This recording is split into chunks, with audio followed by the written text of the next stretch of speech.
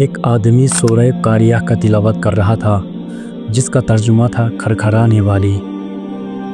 تمہیں کیا معلوم کہ کھڑکھڑانے والی کیا ہے؟ وہ شخص پریشان ہو گیا کہ کھڑکھڑانے والی کیا چیز ہے، سمجھ نہیں آ رہا تھا۔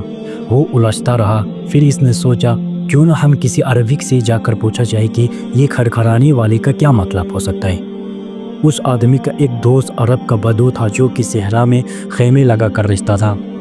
اس نے سوچا میں اس سے پوچھتا ہوں کہ اس کھڑکھڑانے والے کا کیا مطلب ہے۔ چنانچہ وہ اس کے پاس صحرا میں گیا۔ ابھی وہ اس خیمے کے پاس بھی نہ پہنچا تھا، اس بدو نے اپنی بیوی کو آواز دی، القاریہ، جا کر دیکھو نہ چولہے پر کیا رکھا ہے جو اتنا جوش دے رہا ہے کہ اس کے کھولنے سے چولہے پہ رکھی ہوئی چیز کا ڈھکن کھڑکھڑا رہا ہے۔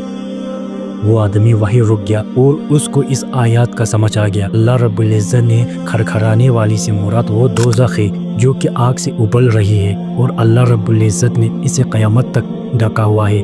اور اللہ انسانوں کو اس صورت کے ذریعے سمجھا رہا ہوتا ہے کہ تمہیں کیا معلوم کہ کھڑکھڑانے والی چیز کیا ہوتی ہے۔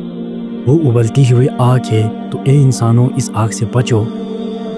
اللہ تمہیں کیسے اپنی نشانیاں کھول کھول کر سنا رہا ہے، اور ہم پھر بھی غفلت میں پڑے ہوئے۔ اللہ ہمیں اس کھڑکھڑانے والے آگ سے محفوظ فرمائے۔